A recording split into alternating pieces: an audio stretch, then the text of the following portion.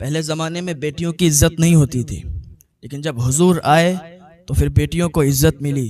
हुजूर आए तो बेटियों को जिंदा दफन करने से रोका गया। यह हुजूर की बरकत है कि आज कोई अपनी बेटी को जिंदा दफन नहीं करता। लेकिन कुछ लोग आज ऐसे भी हैं कि जो बेटियों से नफरत करते हैं, घर में बेटी पैदा हो जाए तो नहुसत समझते हैं। ऐसे ही एक बादशाह था जो अदल और इंसाफ वाला बादशाह था, लेकिन उसे बेटियों से नफरत थी। वो ये चाहता था कि हमारे घर में कोई बेटी ना पैदा हो। दूसरों के बारे में उसका कुछ ख्याल गलत नहीं था, लेकिन अपनी बेटी उसे पसंद नहीं थी। उसने अपने यहाँ कह रखा था कि हमारी जितनी बीवियां हैं उनसे कोई भी बेटी नहीं होना चाहिए।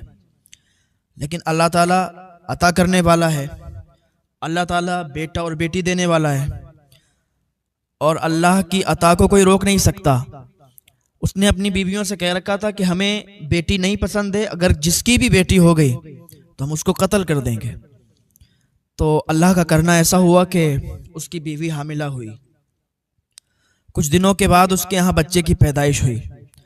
वो बाहर गया हुआ था किसी काम से, किसी काम के सिलसिले में बाहर गया हुआ था। बीवी हामिला थी तो बच्चे की विलादत हुई, और अल्लाह का करना ऐसा हुआ कि बेटी पैदा हुई। जब बेटी पैदा हुई तो उसकी बीवी बहुत डर गई। मलिका बहुत डर गई कि जब बादशाह देखेगा, मेरा शौहर देखेगा तो मेरी बेटी को कत्ल कर देगा। उसने क्या सोचा कि ऐसा करते हैं कि किसी को ये अपनी बेटी दे देते हैं, वो हमारी बेटी को पाल लेगी। तो उसने नज़र दौड़ाई तो एक बूढ़ी दाई थी, भरोसे की थी। उसको बुलाया और बुलाकर कहा कि देखो ये मेरी बेटी है, आप इसकी परवरिश करो, आप इसकी देखभाल करो, आपको मैं ये जिम्मेदारी देती हूँ, और जब मेरी बेटी बड़ी हो जाए तो फिर मेरे पास ले आना। वो दाई अम्मा को उसने बेटी दी और कुछ रकम उसको दे दी ताकि वो उसकी परवरिश में कोई कमी ना रखे। वो बूढ़ी दाई थी, उसको लेके अपने घर चली गई। महल में ये मशहूर हो गया कि बेटी मरी हुई पैदा हुई थी। तो जब ये मशहूर हुआ, बादशाह आया, उसको बता दिया गया कि तुम्हारी बेटी पैदा हुई थी जो कि मरी हुई थी, और दाई अम्मा ने भी किसी को नहीं बताया था। ये सारे काम चुपके चुपके से हो रहे थे। दाई अम्मा उस बेटी को पालने लगी, यहाँ तक कि वो बेटी जवान होती गई, बड़ी होती गई। एक अरसा गुजर गया। जब बेटी की उम्र 20-21 साल हो गई, जवान हो गई थी, तो फिर आई एक दिन वो महल के अंदर वही दाई अम्मा, और उस मलिका से कहने लगी कि बेटी जवान हो गई है, 20-21 साल की हो गई है, बताइए अगर आपका हुक्म हो तो मैं उसको महल में ले आऊं। मैंने उसको बताया भी कुछ नहीं है। कहा ऐसा है, अभी आप अपने ही घर रखो, अगर आप यहाँ लाओगी तो बादशाह उसको कत्ल कर देगा, और मैं नहीं चाहती कि मेरी बेटी ऐसे ही मार दी जाए। माँ होती है ना, उसको अपने बच्चे से बड़ा प्यार हुआ करता है। माँ के सामने अगर आप उसके बच्चे को तकलीफ पहुंचाओगे तो वो सह नहीं सकती, उसे बर्दाश्त नहीं हो सकता।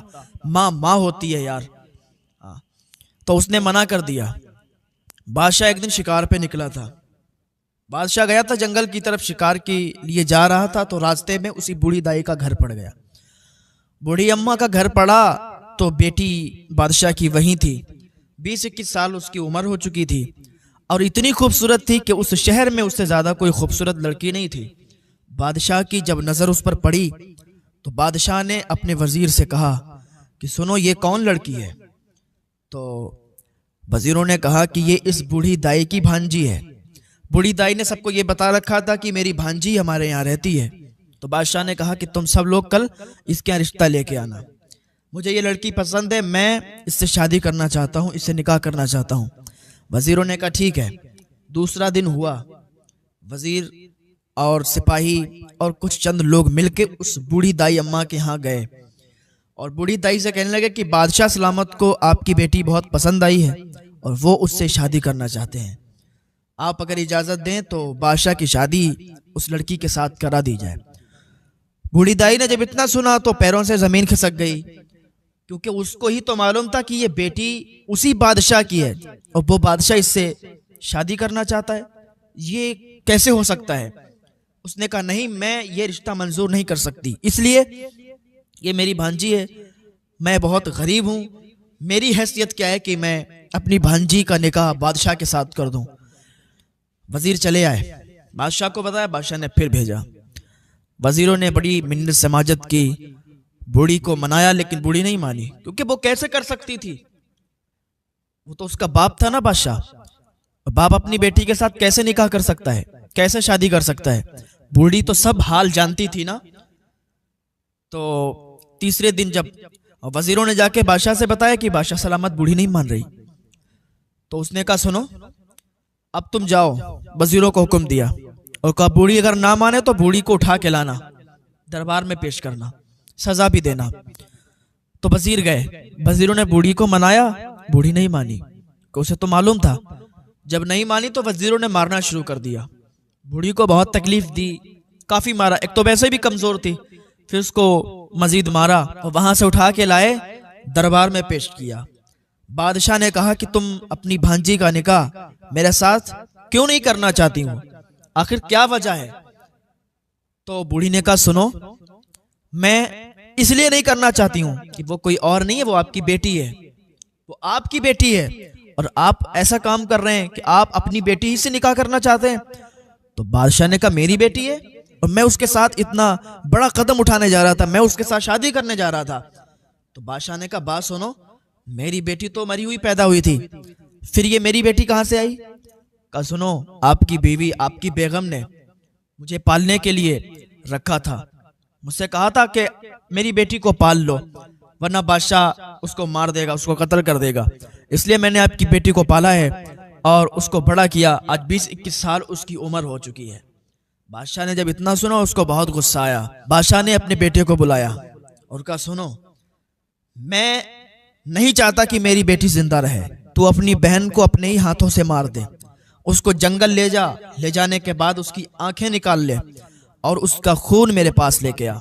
उसकी आंखें और खून जब देखूंगा तब मुझे सुकून होगा, क्योंकि मैं नहीं चाहता कि मेरी बेटी पैदा हो और वो यहाँ रहे। और इस बूढ़ी की हिम्मत तो देखो, इसने मेरी बेटी को पाला है। उस बूढ़ी को तो उसने माफ कर दिया, लेकिन बेटी के लिए हुक्म सुना दिया अपने बेटे को कि ले जा और इसको मार के आ, इसकी आंख और खून मेरे पास ला। बेटा था, बहन को ले गया जंगल। अब भाई बहन का प्यार उमड़ आया, और भाई बहन का प्यार भी अजीब प्यार होता है। भाई अपने बहन के बारे में कुछ गलत नहीं सोच सकता, उसको नहीं मार सकता। बहन अपने भाई के बारे में कभी भी कुछ गलत नहीं सोच सकती। कभी भी कोई तकलीफ भाई पर आ जाए तो बहन आगे खड़ी हो जाती है। बहन कभी बर्दाश्त नहीं होती कि उसका भाई परेशानी में रहे, और भाई भी ये नहीं बर्दाश्त कर सकता कि उसकी बहन परेशानी में रहे। फिर यहाँ तो मारने का और कत्ल करने का मसला था। जब बादशाह का हुक्म था बेटे के लिए, तो बेटा कहने लगा है मेरी बहन तुम यहाँ से भाग जाओ, चली जाओ, मैं तुम्हें नहीं मार सकता, मैं तुम्हारी आंखों को कैसे निकाल सकता हूँ, मैं तुम्हारा कत्ल करके खून ले जाके अब्बा को कैसे दे सकता हूँ, मैं नहीं मार सकता। बहन कहने लगी भाई तू अपनी जान जोखिम में क्यों डाल रहा है, मुझे मार दे, अगर तू मुझे नहीं मारेगा ना तो बादशाह तुझे मार देगा, अब्बा तुझे मार देंगे अगर तू मुझे नहीं मारेगा। उसने कहा बहन तुम मत सोचो इस बात का, तुम यहाँ से भाग जाओ, मैं इसकी भी तरकीब निकाल लूंगा कि अब्बा के सामने कैसे पेश होना है और क्या करना है। बहन ने कहा ठीक है भाई। बहन चली गई जंगल में। अब उसको इतना डर नहीं लगता था कि जानवर खा जाएगा या क्या हो जाएगा, क्योंकि उसे तो मारने का ही हुक्म दिया गया था। अब यहाँ से तो वो बच गई ना। उसके भाई ने एक हिरन को पकड़ा, उसको मारा, उसकी आंखें निकाली और खून निकाल के बादशाह के पास ले गया। बादशाह ने जल्दी जल्दी देखा, कहा चलो ठीक है, वो खून हिरन का था और आंखें भी हिरन की थी। जल्दी में उसने देखा और कहा चलो ठीक है, मार दिया, अच्छा किया। अब बादशाह को ये यकीन हो गया कि मेरी बेटी थी, उसको कत्ल कर दिया गया, मार दिया गया। माँ ने जब सुना तो उसकी धड़कनें तेज हो गईं, वो रोने लगी। माँ तो माँ होती है ना। तो बेटे ने चुपके से आके माँ से कहा माँ आप चिंता ना करो, बेटी को मारा नहीं है, मैंने बहन को मारा नहीं है, बल्कि बहन को मैंने निकाल दिया, जंगल में कह दिया मैंने कि तू निकल जा, और मैं हिरन को मार के उसकी आंखें और खून लाया हूँ। अब्बा को यकीन हो गया कि मैंने बेटी को मार दिया है, मैंने बहन को मार दिया, हालांकि मैंने ऐसा नहीं किया, कोई भाई अपनी बहन को मार सकता है। तो उसकी माँ को तसल्ली हुई, जान में जान पड़ी और अल्लाह का शुक्र अदा किया। अब ये इधर यहाँ पर जंगल में अकेली ये चल रही थी, चलती गई, कांटेदार जंगल था। उसके कपड़े जंगल में कांटों में हिलकते हिलकते फंसते फंसते काफी फट चुके थे। अब उसने पत्तों को अपने जिस्म पर लगाया हुआ था, पत्तों से अपना जिस्म छुपाया हुआ था। भूखी भी बहुत थी। अभी वो एक जगह पर बैठी हुई थी, लेकिन पाक दामन बहुत थी, अल्लाह से डरने वाली बहुत थी, नेक थी। बैठी थी तो किसी की आहट सुनाई दी, किसी के चलने की आवाज सुनाई दी। वो डर गई। अकेली थी जंगल में। जंगल में वैसे भी अगर कोई रास्ता भटक जाए तो फिर बड़ा अजीब लगता है। फिर वो तो अकेली जा रही थी, न मंजिल का पता है, जाना कहाँ ये कुछ पता नहीं। बादशाह के जुल्म से परेशान होकर अपनी मंजिल को तलाश कर रही थी। क्या देखती है, कुछ घुड़सवार आ रहे थे तो उनको देखकर वो एक घने पेड़ पर ऊपर चढ़ गई। आने वाला एक दूसरे मुल्क का बादशाह था। वो जंगल में शिकार के लिए आया हुआ था। धूप भी तेजी के साथ थी। वो आके उसी दरख्त के नीचे लेट गया और सोचने लगा। कुछ सोचता होगा। उसका सर ऊपर की ओर था, आंखें खुली हुई थीं, पत्तों को देख रहा था, उस दरख्त को देख रहा था कि इतने में नजर उसकी उसी लड़की पर पड़ गई। जब उस लड़की पर नजर पड़ी, जंगल में अकेली लड़की और वो भी घने दरख्त पर बैठी हुई, तो वो जल्दी से उठा, उठ के दूर खड़ा हो गया। कहा, तुम कौन हो? कौन सी मखलूक हो जो आप इस घने दरख्त पर बैठी हुई हो? लड़की नहीं बोली। कहा, अल्लाह के वास्ते बोलो, तुम पर कोई जुल्म नहीं करूंगा। तुम कौन सी मखलूक हो, कौन हो? उस लड़की ने कहा, इंसान हूं और मैं बहुत ही सताई हुई हूं और आपको देखते हुए डर के इस दरख्त पर बैठ गई हूं। आप मुझे माफ कीजिए, आप यहां से जाइए। उस बादशाह ने पूछा, आप बताइए तो सही कि आप हो कौन, कहां से आई हो? उस लड़की ने कहा, सबसे पहले तो आप जिस चादर पे बैठे हो वो चादर मेरे तरफ फेंको। मेरे पास कपड़े नहीं है और मेरे कपड़े जो थे वो फट चुके हैं। तो उस बादशाह ने वो चादर फेंकी, उस लड़की को दी। उस लड़की ने अपना सतर छुपाया, अपना जिस्म छुपा के नीचे उतरी और कहने लगी कि मैं बहुत सताई हुई हूँ, बहुत परेशान हूँ, मंजिल की तलाश में हूँ, लेकिन कहीं मंजिल नजर नहीं आती, जंगल में भटक चुकी हूँ। उस बादशाह ने कहा, सुनो, अगर मैं आपसे एक बात कहूँ, आप मेरी बात को मानोगी? उसने कहा, बताओ क्या कहना चाहते हो? कहा, मैं आपको देखकर आप पर फिदा हो गया हूँ और मैं चाहता हूँ कि मैं आपसे निकाह कर लूँ, अगर आपकी इजाजत हो तो। उसने कहा, अच्छा ठीक है, मैं भी राजी हूँ, क्योंकि इसको भी मंजिल की तलाश थी। इसको भी एक ऐसे शख्स की तलाश थी जो इसकी इज्जत के साथ इसको अपने घर में रख सके और बादशाह के जुल्म से इसको बचा सके। दूसरे मुल्क का वो बादशाह था, बड़ा शरीफ ज़ादा था, बड़ा नेक इंसान था। उसने जब इतना सुना तो कहा, ठीक है, चलो मेरे साथ।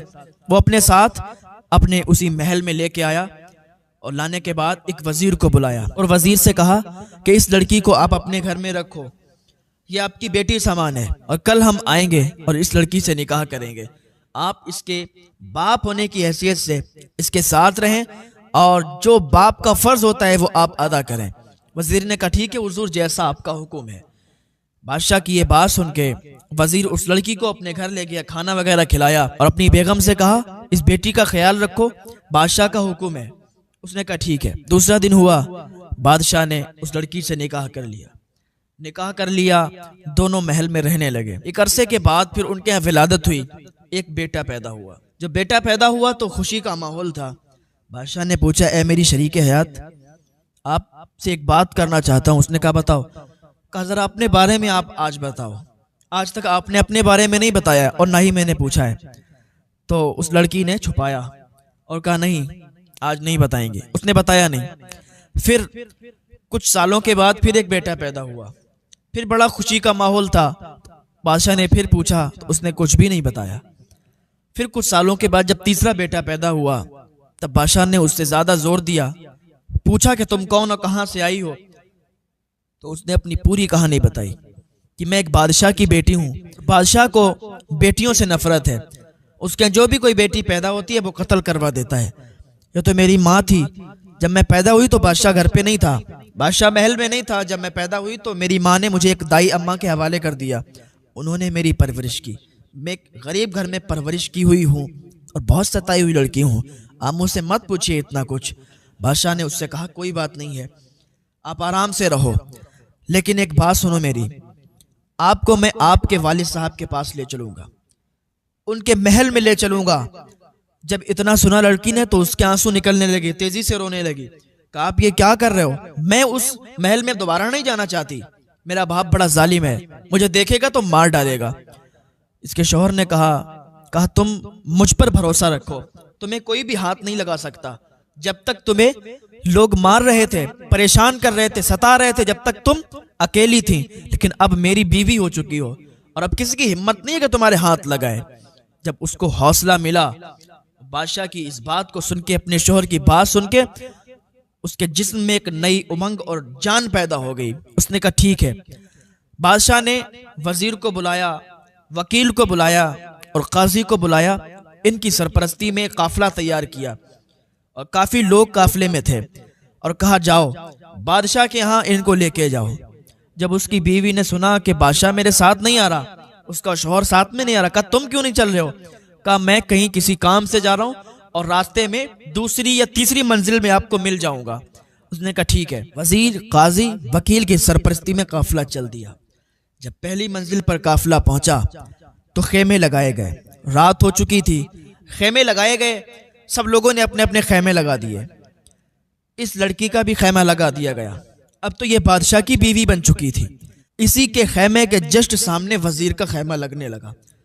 जब बिल्कुल करीब में वजीर का खेमा लगने लगा तो उस लड़की ने कहा कि वजीर साहब अब अपना खेमा थोड़ी दूर पे लगाइए, थोड़ी दूरी पे लगाइए, आपको पता नहीं मैं बादशाह की बेटी हूँ और बादशाह की बीवी हूँ, आप हमारे साइड से खेमा लगा रहे हैं, आपकी हिम्मत कैसे हुई?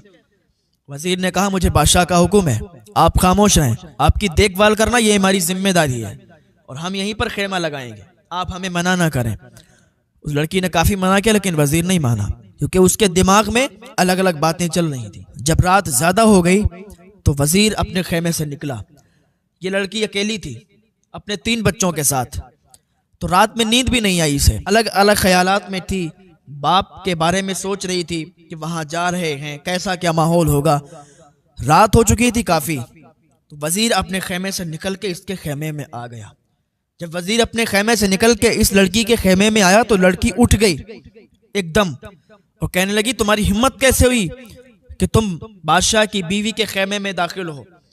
तुम्हें मालूम नहीं मैं बादशाही की बेटी हूँ और बादशाह की बीवी हूँ, तुम्हें ये खबर नहीं है और तुम हमारे खेमे में दाखिल हो रहे हो? वजीर नशे की हालत में था, सर पे खून सवार था, वो उस लड़की से बदफेली करना चाहता था। उसने कहा कि मुझे कुछ नहीं पता, मुझे कुछ खबर नहीं, लेकिन आज मुझे कोई नहीं रोक सकता।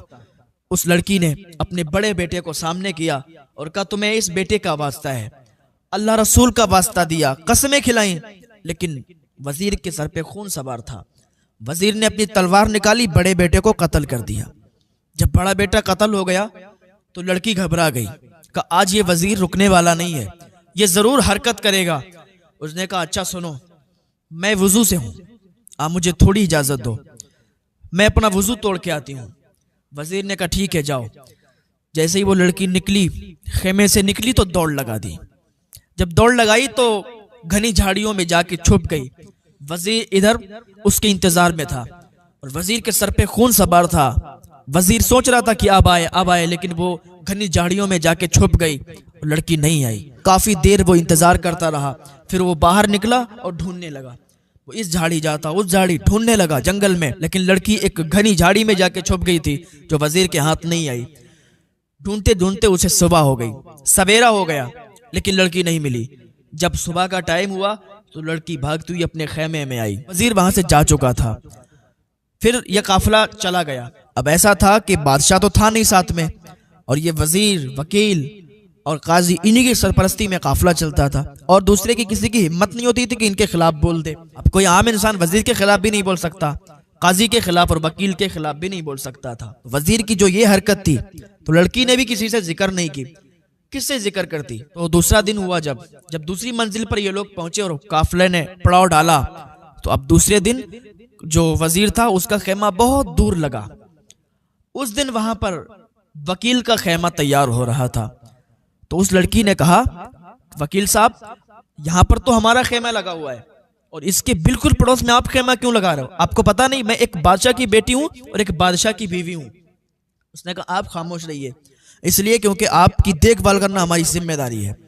लड़की समझ चुकी थी कि इसके भी मन में कोई खोट है। लड़की पूरी रात नहीं सोई। जब काफी रात गुजर गई तो वकील भी अपने खेमे से बाहर निकला और निकल के इस लड़की के खेमे में दाखिल हुआ तो इसके भी सर पे खून सवार था। नशे के आदी तो थे ये लोग, नशा करके आया था, वकील भी नशा करके आया था और उसने भी चाहा कि बदफेली करूं। लड़की उठ के खड़ी हुई। उसने अपने जो एक बेटा बचा था, 2 बेटे अभी बचे थे, तो जो बड़ा वाला था उसको सामने पेश किया, उसका वास्ता दिया, लेकिन वकील को बिल्कुल हया नहीं आई। वकील ने तलवार निकाली, उस लड़कियों को कत्ल कर दिया।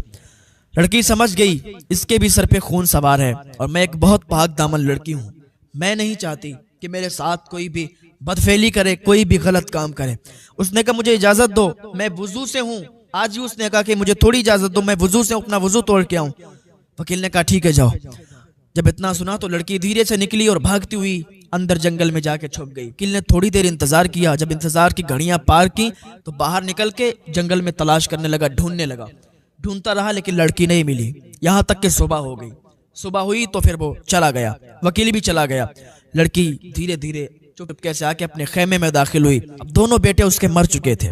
उधर वजीर ने भी उस जो लड़के को कत्ल किया था उसको उठा के ले जाके दूर दफन कर दिया जाके, ताकि किसी को पता ना चले। अब जब तीसरा दिन हुआ तो तीसरे दिन भी क्या माहौल हुआ। जब तीसरी मंजिल पर ये लोग पहुंचे, रात हो चुकी थी, पड़ाव डाला। अब लड़की तो बहुत डरी हुई थी। अब वो सोच रही थी कहीं काजी भी ऐसी हरकत ना कर दे। तो दूसरे दिन देखा वजीर का और वकील का खेमा बहुत दूर लगा था, क्योंकि शर्मिंदगी भी इन्हें बहुत थी कि 2 लड़कों को कत्ल कर दिया इन 2 लोगों ने। और सोच भी रहे थे कि बादशाह को पता चलेगा तो बादशाह हमारी गर्दन को उड़ा देगा, हमें कत्ल कर देगा। तो इस डर से और इस हैबत से दूर खेमा लगाया। तो काजी, उस दिन काजी का खेमा लग रहा था।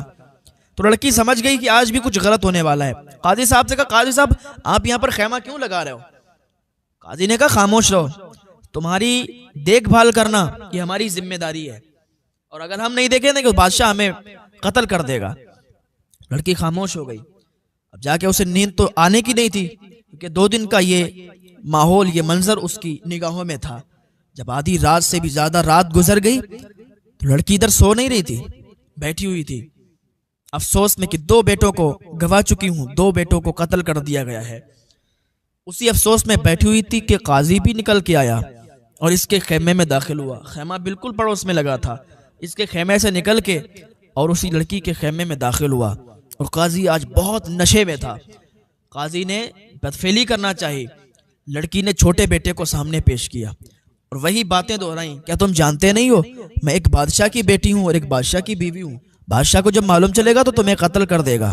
उसने कहा मुझे कुछ नहीं पता। वो नशे में धुत था, खून सर पे सवार था। लड़की ने बेटे को सामने करके बेटे का वास्ता दिया, अल्लाह रसूल की कस्में दिलाई, वास्ता दिया, लेकिन काजी नहीं मानने वाला था। काजी ने भी तलवार निकाली और छोटे बेटे को भी कत्ल कर दिया। लड़की ने कहा मुझे इजाजत दो, मैं पाक हूं, मैं वजू से हूं, मुझे थोड़ी इजाजत दे दो अल्लाह के वास्ते। जब इतना कहा तो उसने कहा ठीक है तुम्हें इजाजत है। जैसे ही वो बाहर निकली फिर उसी दिन की तरह वो जंगल में भाग गई। काजी उसके पीछे पीछे, लेकिन काजी ने उसे पकड़ नहीं पाया। वो जाके एक जगह छुप गई, यहाँ तक के सुबह हो गई फिर। और इधर इसने जो लड़का कत्ल हो गया था, जिसको कत्ल कर दिया था, उसे उठा के और उसे दफन कर दिया जाके। अब 3 दिन हो गए थे। लड़की अब दोबारा खेमे में नहीं गई। लड़की ने सोचा अब मेरे 3 बेटे मर गए और 3 बेटे इन्होंने कत्ल कर दिए हैं, अब आगे क्या होने वाला है मेरे साथ मुझे कुछ खबर नहीं। पाक दामन लड़की थी, अल्लाह रसूल से डरने वाली थी, सीरत फातिमा को अपनाने वाली थी, पाक दामन थी। सोचने लगी कि अब मैं अपनी जान दे दूंगी, अब मैं जिंदा नहीं रह सकती, अब मैं मुंह क्या दिखाऊंगी किसी को। 3 बेटों को कत्ल करवा दिया, 3 बेटे कत्ल हो गए। इसी अफसोस में वो जंगल में निकल गई और पहुंचते पहुंचते एक दरिया के किनारे पहुंची और उसी दरिया में उसने छलांग लगा दी। उसी दरिया में कूद गई और जब उस दरिया में वो कूदी, छलांग लगाई, तो बहते बहते एक दूसरे गांव की तरफ वो निकली जो उसके बाप की सल्तनत में गांव आता था। उस बादशाह की सल्तनत में गांव आता था कि जो बेटियों को पसंद नहीं करता था, जिसकी ये बेटी थी और ये बहुत दुख की मारी थी, बहुत सताई हुई थी। तो वहां 6 भाई थे जो कि फकीर थे, गरीब थे, भीख मांगने वाले थे।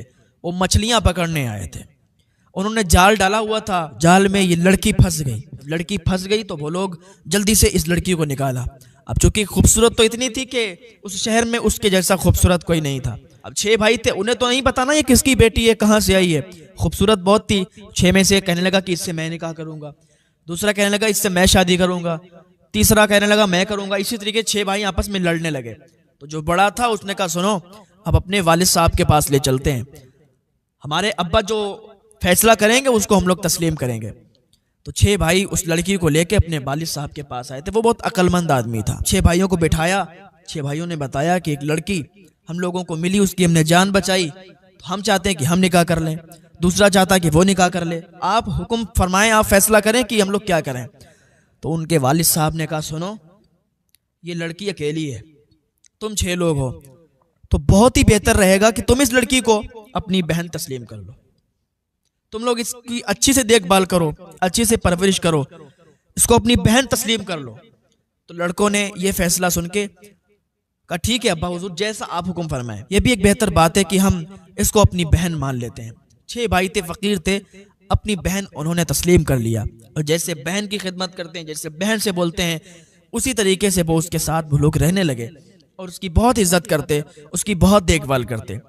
तो एक दिन उसने कहा लड़की ने कि सुनो, इस मुल्क का जो बादशाह है उसको कहानी सुनने का बड़ा शौक है, उसको किस्से दास्तान सुनने का बड़ा शौक है। आप लोग जाओ और उनसे कहो जाके कि मेरी एक बहन है, वो किस्से कहानी बहुत अच्छा सुनाती है, वो दास्तान बहुत अच्छी सुनाती है, उसको आप मजदूरी पे रख लीजिए, वो आपको कहानियां सुनाया करेगी, आप उसके बदले में मजदूरी दे दिया करना। 6 भाई थे, उन्होंने कहा ये तो बहुत अच्छी बात है कि आप कहानी सुनाती हो और हम बादशाह के पास जाएंगे, जब बादशाह अगर इस चीज का शौकीन है तो वो जरूर आपको मजदूरी पर रख लेगा। 6 भाई गए बादशाह की दरबार में। उन्होंने जब इतनी बात कही, अपनी बहन की कही हुई, तो बादशाह ने कहा ठीक है, आप अपनी बहन को लाया करना, वो हमें कहानी सुनाएगी, अगर हमें अच्छी लगी तो हम उसके एवज आपको मजदूरी दिया करें। बात तय हो गई कि ठीक है। 6 भाई आए, बड़ा खुश थे। कहा बहन, बादशाह ने मंजूरी दे दी है, अब तू चलना और कहानी सुनाना, और जो बादशाह पैसे देगा वो हम लोगों के लिए बहुत ही बेहतर चीज होगी, हमारा जरिया होगा पैसों का। हम लोग गरीब हैं, फकीर हैं, मांगते हैं, भीख मांगते हैं, अपना गुजारा करते हैं। बादशाह की तरफ से अगर कुछ मिल जाएगा तो फिर हमारी भी जिंदगी आराम से गुजरेगी। तो उसने कहा ठीक है। एक दिन दरबार में वही लड़की गई, नकाब में गई, पर्दे के पीछे से कहानी सुनाने लगी। बादशाह बहुत ही खुश हुआ, तो बादशाह ने बहुत ज्यादा रकम दी और 6 भाइयों ने आपस में बांट ली। दूसरा दिन हुआ, फिर वो लड़की गई, फिर उसने कहानी सुनाई तो बादशाह बहुत खुश हुआ। अब वो रोज इसी तरीके से जाने लगी। तो एक दिन गई तो इसने क्या देखा कि वहां उसका शौहर भी मौजूद है, वो काजी, वो वकील और वो वजीर भी बैठा हुआ है, और काफिले वाले भी वही हैं। इसने समझ लिया कि ये काफिला आ गया है। उसका शौहर जो बादशाह था दूसरे मुल्क का, वो भी वहीं बैठा हुआ था। तो इस लड़की ने कहा बादशाह सलामत, मैं आपसे एक बात कहने वाली हूँ। बादशाह ने कहा बताओ क्या कहने वाली हो। कहा बादशाह, मैं ये कहना चाहती हूँ, आज मेरी कहानी बहुत ही अलग है, और आज मैं जो कहानी सुनाने वाली हूँ उसके दौरान कोई उठना नहीं चाहिए बीच से। अगर कोई बीच से उठ गया मैं कहानी नहीं सुनाऊंगी। बादशाह भी बहुत शौकीन था कहानी सुनने का, तो वो भी बीच में कोई डिस्टर्ब चाहता नहीं था। उसने हुक्म दे दिया कि कोई भी बीच से नहीं उठ सकता, जो भी बीच से उठेगा तो फिर मेरा कहर जानते हो। सबने कह दिया कि कोई भी बीच से नहीं उठेगा, और इस लड़की की हकीकत अभी कोई भी नहीं जानता था। लड़की पर्दे के पीछे थी और वो सुनाने लगी अपनी कहानी। जब उसने शुरुआत की तो लोग बिल्कुल शांत हो गए। उसने कहा एक मुल्क का बादशाह था जो कि बहुत अदल और इंसाफ वाला बादशाह था, लेकिन वो ये नहीं चाहता था कि उसके घर में कोई बेटी पैदा हो। अपनी ही कहानी ये बताने लगी और बादशाह बहुत ही गौर से सुनने लगा। सारे लोग गौर से सुनने लगे। कहा वो बादशाह अदल और इंसाफ वाला बादशाह था, वो नहीं चाहता था कि उसके यहाँ बेटी पैदा हो, लेकिन अल्लाह का करना ऐसा हुआ कि उसके यहाँ एक बेटी पैदा हो गई। जब बेटी पैदा हुई तो बादशाह बाहर था, किसी काम से गया हुआ था। उसकी माँ ने उसे एक दाई अम्मा के हवाले कर दिया। दाई अम्मा ने पाल के उसे बड़ा किया। एक दिन बादशाह जंगल की तरफ निकला हुआ था, बादशाह की नजर उस पर पड़ गई। जब बादशाह की नजर पड़ी उसका दिल आ गया। उसने निकाह करने के लिए पैगाम भेज दिया। बूढ़ी अम्मा ने बताया कि ये तो तेरी ही बेटी है। जब उसको पता चला ये मेरी बेटी है, मैं ऐसा गुनाह करने जा रहा था, अपनी बेटी के साथ निकाह करने जा रहा था, तो उसे बहुत शर्मिंदगी हुई और उसने हुक्म दे दिया कि इस लड़की को कत्ल कर दिया जाए, क्योंकि वो नहीं चाहता था कि उसकी बेटी उस महल में जिंदा रहे। अपने ही बेटे को हुक्म दिया। बादशाह ने जब इतना सुना तो बादशाह एकदम उसके कान खड़े हो गए कि ये तो मेरी ही कहानी सुना रही है। बादशाह ने कहा ठीक है और सुनाओ, फिर क्या हुआ? तो वो लड़की कहने लगी फिर ये हुआ कि बादशाह ने हुक्म दे दिया अपने बेटे को, और उसका बेटा उस लड़की को जंगल में लेके गया। भाई बहन का प्यार भी अलग होता है। कहा जब जंगल में लड़का अपनी बहन को लेके गया तो बहन ने कहा भाई मुझे कत्ल कर दे। भाई ने कहा नहीं बहन, मैं तुझे कैसे कत्ल कर सकता हूं। भाई बहन का प्यार उमड़ा, उसने बहन को वहां से भगा दिया और खुद एक हिरन को कत्ल किया, उसकी आंखें और खून निकाल के बादशाह को पेश कर दिया। बादशाह ने सोचा कि उसकी बेटी मर गई, लेकिन वो जंगल में भटक चुकी थी तो क्या देखा कि किसी दूसरे मुल्क का बादशाह आया। उसने उस लड़की को देखा और उसको देख करके निकाह का पैगाम दे दिया। जब इसके शोहर ने यह बात सुनी तो इसके भी कान खड़े हो गए, रोंगटे खड़े होने लगे, ये तो मेरी ही दास्तान सुना रही है। तो उसने अशरफियां निकाली, उसकी तरफ फेंकी और 6 भाइयों ने उठा ली। और सुनाओ आगे की कहानी क्या है। इधर बादशाह भी बहुत अजीब हालत में था, उसने भी अशरफियां उठाई और उस लड़की की तरफ फेंकी, उन 6 भाइयों ने उठा ली। कहा और बताओ और क्या था। कहा फिर उस बादशाह ने उससे निकाह कर लिया। जब बादशाह ने उस लड़की से निकाह किया तो कुछ दिनों के बाद उसका एक बेटा पैदा हुआ। बादशाह सुन रहा था, उसका खून बिल्कुल गर्म था, उसके रोंगटे खड़े हुए थे, ये तो हमारी ही दास्तान है। कहा फिर एक बेटा हुआ, फिर कुछ सालों के बाद दूसरा बेटा हुआ, फिर तीसरा बेटा हुआ, यहाँ तक कि वो बहुत खुश था अपनी बीवी से। फिर एक दिन अपनी बीवी से कहने लगा कि मेरी शरीक हयात अपने बारे में बताओ, तो उसने मना कर दिया। फिर उसने जबरदस्ती पूछा कि नहीं बताओ, तुम कौन हो, कहां से आई हो, कैसा क्या तुम्हारे साथ हुआ है। तो लड़की ने अपनी पूरी दास्तान सुनाई। जब बादशाह ने पूरी दास्तान सुनी तो उसके बाद उस बादशाह ने ये उस लड़की से कहा कि ऐ मेरी शरीक हयात, मैं तुम्हें तुम्हारे मायके ले चलूंगा, उस बादशाह के सामने पेश करूंगा, देखते हैं वो कैसे तुम्हें हाथ लगाता है। लड़की ने मना कर दिया। वो डर रही थी कि उसका जालिम बाप उसे मार डालेगा। कई बार मारने की कोशिश की, अब वो सामने देखा कि तो उसे मार देगा, लेकिन उसने कहा कि तुम अब मेरी बीवी बन चुकी हो और तुम्हें कोई हाथ नहीं लगा सकता। तो इसने काफिला बनाया, काफिला तैयार किया। उसमें एक काजी था, एक वकील था और एक वजीर था। ये 3 लोगों की सरपरस्ती में काफिला चल दिया, लेकिन बादशाह किसी वजह से काफिले के साथ नहीं आया। बादशाह का कोई काम था। बादशाह ने कहा था ये तीनों की सरपरस्ती में ये काफिला जाएगा। तो उसकी बीवी ने कहा कि सुनो, आप मेरे साथ नहीं हो तो मुझे डर लग रहा है। बादशाह ने कहा तुम हमारी बीवी हो, तो उसको आसरा दिया, हौसला दिया। तो बीवी उन तीनों की सरपरस्ती में वो काफिले के साथ निकली। जब पहली मंजिल पर काफिला रुका और सबके खेमे तैयार हुए तो वजीर ने अपना खेमा उसकी बेगम के खेमे के सामने लगाया, यानी उसी लड़की के खेमे के सामने लगाया। उसने बहुत मना किया। अब इधर वजीर ने जब इतना सुना तो इसका खून गरम, इसके रोंगटे खड़े कांपने लगा और इसने कहा बादशाह सलामत, मैं जा रहा हूं, थोड़ा मुझे हाजत है। बादशाह ने कहा बैठो यहाँ पे, अगर यहाँ से उठ के चले गए तो तुम्हारी गर्दन अभी उड़ा दूंगा। अब ये कहानी चल रही थी, सब बिल्कुल सन्नाटा था और वो लड़की कहानी सुना रही थी कि फिर क्या हुआ कि वहां पर वजीर ने जब अपना खेमा लगाया, आधी रात हुई तो वजीर उसकी खेमे के अंदर दाखिल हो गया। वजीर जैसे ही अंदर दाखिल हुआ, उसके सर पे खून सवार था। उसने एक बड़े बेटे को कत्ल कर दिया। चूंकि लड़की पाक दामन थी, वो वहां से किसी बहाने से भाग निकली, जंगल में भाग गई। वो जंगल में ढूंढता रहा यहाँ तक कि सुबह हो गई और फिर वो वजीर वहां से चला गया। तो लड़की फिर अपने खेमे में आई, देखा तो उसका बेटा नहीं था, बड़ा बेचैन हुई। यह काफिला फिर चलने लगा और वहां कहने सुनने वाला कोई नहीं था। यह काफिला चलने लगा, चलते चलते जब दूसरी मंजिल पर रुका, अब ये कहानी सुना रही थी, बादशाह सुन रहा था, सब लोग सुन रहे थे। और जब ये काफिला दूसरी मंजिल पर रुका तो फिर वकील ने उस खेमे के सामने अपना खेमा लगाया। लड़की बहुत मना करती रही, लेकिन वो नहीं माना। उसके दिमाग में कुछ और ही चल रहा था। जब आधी रात से ज्यादा रात हो गई तो वो भी फिर खेमे में दाखिल हुआ। सर पे खून सवार था, तलवार हाथ में थी। उस लड़की ने अपनी इज्जत बचाने के लिए अपने लड़के को सामने किया, उसका वास्ता दिया, लेकिन एक बात भी उसने नहीं मानी और उसको कत्ल कर दिया। जब वजीर के बाद वकील ये सुन रहा था, वकील ने जब अपनी ही कहानी इतनी सुनी तो वकील खड़ा हो गया, कहने लगा बादशाह मुझे हाजत है, मैं अभी आता हूँ। बादशाह ने कहा बैठ जा, अगर अब की कोई बोला तो सर तन से जुदा कर दूंगा। बेटी सुनाओ और कहानी बताओ आगे की क्या है। और ये भी बादशाह, इसका शौहर भी सुन रहा था।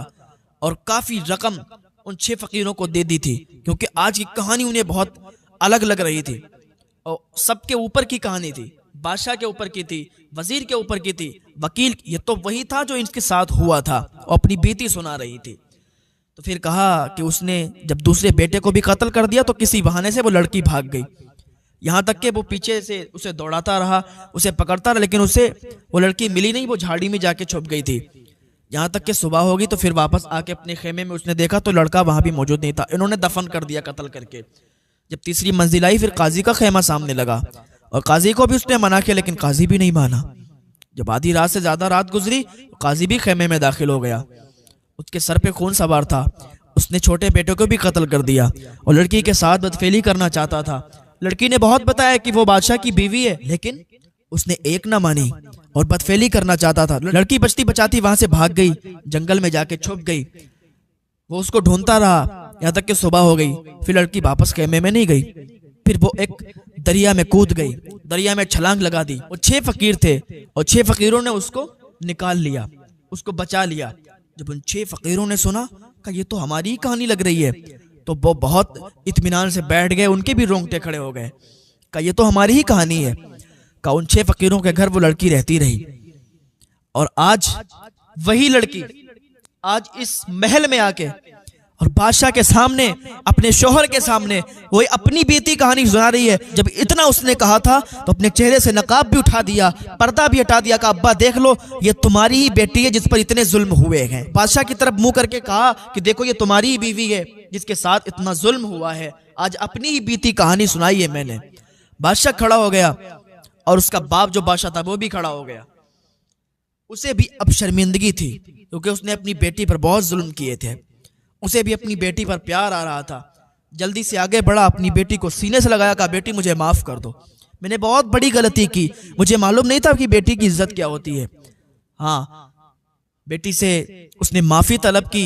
फिर जो उसका शौहर था, बादशाह था, वो उसके करीब आया, उसने भी माफी मांगी कि मेरी बीवी मुझे माफ कर दो, मेरी शरीके मुझे माफ कर दो, मैंने तुम्हें अकेला भेजा, मुझे आना चाहिए था तुम्हारे साथ, अगर मैं तुम्हारे साथ होता तो ये कुछ भी घटना तुम्हारे साथ नहीं घटती और आज हमारे बेटे भी जिंदा होते। फिर उसने काजी, वकील और वजीर की तरफ आंख उठाकर देखा और कहा बताओ तुम्हें क्या सजा दी जाए। उस टाइम 2 सजाएं बहुत मशहूर थीं। तो एक सजा उनके लिए मुंतखब की गई। कई घोड़ों को एक मैदान में जमा किया गया। एक आदमी के लिए 8 घोड़ों को मुंतखब किया गया, 4 आगे और 4 पीछे। इसके 2 हाथों को बांधा गया रस्सी से और घोड़ों के पैरों में बांधा गया और इसके पैरों पे रस्सी डाली गई, इधर पीछे वाले घोड़ों के पैरों में बांधा गया और घोड़ों को तेज रफ्तार में दौड़ा दिया गया। इसके चिथड़े चिथड़े उड़ गए, वजीर के भी चिथड़े उड़ गए, वकील के भी और काजी के भी। इन तीनों को बहुत ही भयानक सजाएं दी गई। तो बस कहना इतना है कि जब तक अल्लाह ना चाहे किसी को मौत नहीं आ सकती। और बेटियों की इज्जत किया करें। अगर किसी के घर बेटियां पैदा हों तो उन्हें नहुसत ना समझें, बेटी अल्लाह की रहमत होती है। हुजूर जब आए तो बेटियों को इज्जत मिली, वरना पहले बेटियों को जिंदा दफन कर दिया जाता था, बेटियों को ऐसे ही जमीन में गाड़ दिया जाता था, बेटियों की इज्जत नहीं थी, लोग बहुत नफरत किया करते थे। हुजूर आए तो बेटियों को इज्जत मिली।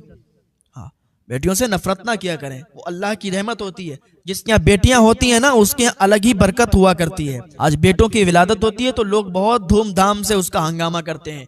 बेटी पैदा होती है तो अफसोस करते हैं। डूब के मर जाना चाहिए, डूब के मरने का मकाम है अगर कोई ऐसा सोचता है, बेटी को नहुसत अगर समझता है कोई। अल्लाह ताला सबको हिदायत अता फरमाए, अल्लाह नेक अमल करने की तौफीक अता फरमाए। बेटी